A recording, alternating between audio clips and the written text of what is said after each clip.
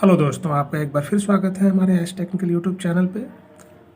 Counting का पहला video postal ballot के जरिए किस प्रकार की जानी है, मैंने उस पर अभी ऑलरेडी एक वीडियो बना रखा हूँ।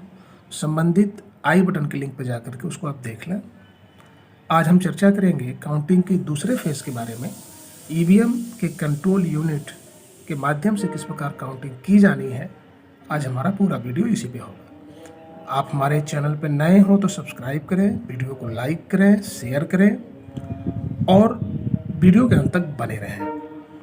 आप इस काउंटिंग रिलेटेड पीडीएफ को पाना चाहते हैं तो डिस्क्रिप्शन के लिंक में हमने दे रखा है, वहाँ से आप उसको डाउनलोड कर सकते हैं। जैसा कि आज की चर्चा ही हमारी कंट्रोल यूनिट के माध्यम से काउंटिंग की जानी है, उस पर चर्चा है। गोरखपुर में या हर जगह पे आपको पता है कि 10 तारीख को काउंटिंग प्रक्रिया शुरू होनी है। इस काउंटिंग में जितने भी कार्मिक नियुक्त किए गए हैं, पहले तो उनको सावधानीपूर्वक कुछ निर्देश पढ़ लेने हैं।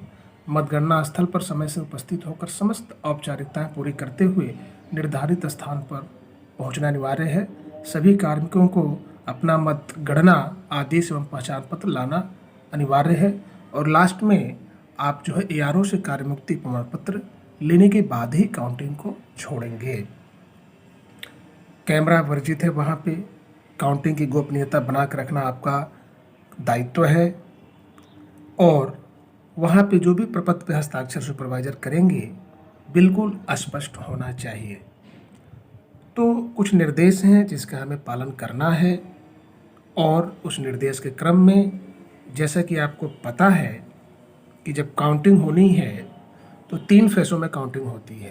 पोस्टल बैलेट की, ईवीएम के माध्यम से यानी कि कंट्रोल यूनिट के माध्यम से, और तीसरा होता है वीवीपैट के पर्चियों के माध्यम से।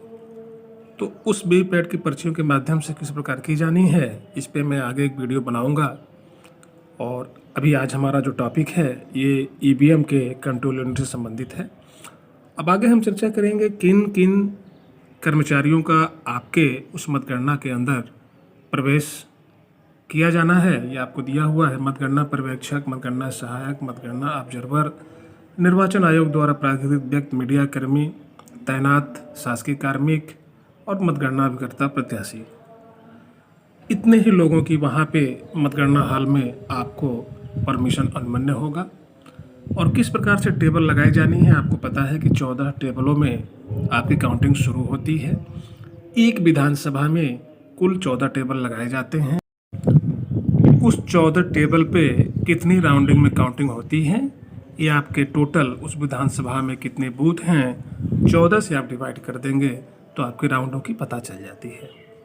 तो इस प्रकार उस पहले टेबल पे उस विधानसभा के पहली बूथ लाई जाती है, उसके बाद अगले राउंड की वो क्रमवार जो है बूथों को लाया जाता है। अब आपको दिखाए गए कंट्रोल यूनिट के रिजल्ट बटन को ही दबाना होता है। दिखाए गए इस कंट्रोल यूनिट के केवल आपको रिजल्ट बटन को दबाकर ही काउंटिंग की जाती है। रिजल्ट बटन दबाने से ही काउंटिंग आपकी शुरू होती है। ईवीएम से मतगणना के प्रोसेस में पहले आपने जान लिया कि किस प्रकार से किन को बैठना है, किस प्रकार टेबल लगाई जाती है। जो निर्देश, सामान्य निर्देश से वो भी आपको बता दिया गया।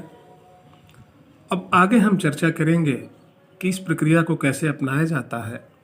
तो जो पोस्टल बैलेट की काउंटिंग समाप्त होने के 30 मिनट बाद इस ईवीएम यानी कंट्रोल यूनिट से काउंटिंग की जाती है।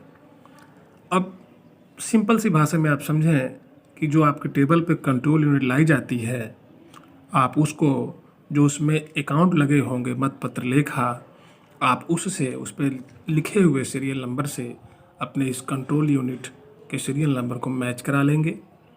उसके बाद टोटल बटन दबा करके आप वहाँ पे पोलिंग एजेंट को दिखा देंगे कि कितने मत इसमें रिकॉर्ड हुए हैं और मतपत्र लेखा में कितने लिखे हुए हैं। और ये प्रक्रिया करने से पहले आप जो भी उनके मतपत्र लेखा में जो भी चीज़ें लिखी होती हैं, सीरियल नंबर, पेपर सीलों के नंबर, टैग के नंबर, एड्रेस टैग के नंबर्स, वो सब आप एजेंट को दिखा देंगे एजेंट के सेटिस्फेक्शन के बाद ही आप टोटल बटन दबा करके दिखाते हैं। जब हमारा टोटल बटन दबाने के बाद इस कंट्रोल यूनिट में प्रदर्शित टोटल मतों की संख्या उस मतपत्र लेखा से मैच होता है, फिर हमारे जो गणना सहायक में क्लोज बटन वाले बड़े कवर को खोलते हैं और जो हमारे रिजल्ट सेक्शन जहाँ पे रिजल्ट पॉइंट लिखा हुआ है उसको नहीं खोलना है, उंगली से ही या आपको जो नाइफ मिला है उसे कट करके आप वहाँ पे उंगली से प्रेस करेंगे और डिस्प्ले शो हो जाएगा। डिस्प्ले शो होते ही वो कुछ चीज़ों को वहाँ बताता है, PST, PET, सीरियल नंबर, आपके कैंडिडेटों की संख्या। तो जो PST होता है पोलिंग स्टार्ट टाइम, PET होता है polling end time, serial number, कैंडिडेटों की संख्या, कितने वोट पड़े हैं, और जैसे ही वो कैंडिडेटों के वाइज में एक एक के पक्ष में कितने मत पड़े हैं प्रदर्शित शुरू हो जाता है, वो जोर से मतगणना सहायक आवाज़ लगाते हैं, पोलिंग एजेंट सुनते हैं और आपके मतगणना सुपरवाइज़र को अपने निर्धारित प्रारूप में एंट्रियां करनी होती है और वहाँ पे वो एंट्रियां करना शुरू कर देते हैं। आपको हम वो प्रारूप दिखा रहे हैं और उसमें समझा रहे हैं किस प्रकार से आपको वहाँ पे एंट्रियां करनी है। वो प्रारूप आगे आपको इस प्रकार दिखाया गया है। क्रम संख्या, अभ्यर्थी का नाम, कंट्रोल यूनिट पर प्रदर्शित मतों की संख्या, इतना तो आप भर लेंगे।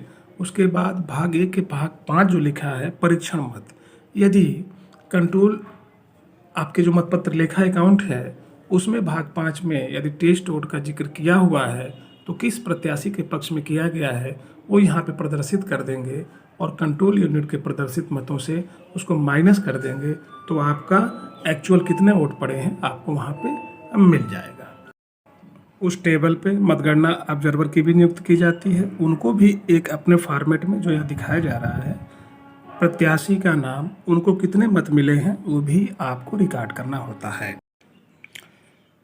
जो भी रिपोर्ट्स तैयार कर रहे हैं, मतगणना सुपरवाइजर जो अपनी रिपोर्ट तैयार करते हैं उनकी 2 प्रतियों में तैयार की जानी होती है। जो मूल कॉपी होती है वहाँ पे मतगणना अभिकर्ताओं द्वारा हस्ताक्षर करा लेने के उपरांत उस आप प्रारूप को RO को टेबल पे पहुँचाना होता है। इस प्रकार जो भी रिपोर्ट्स आप तैयार करें 2 प्रतियों में तैयार करें और जो कॉपी होती है कार्बन कॉपी उसको आप मतपत्र लेखा के साथ अटैच करके अपने साथ रखें। बहुत बहुत धन्यवाद।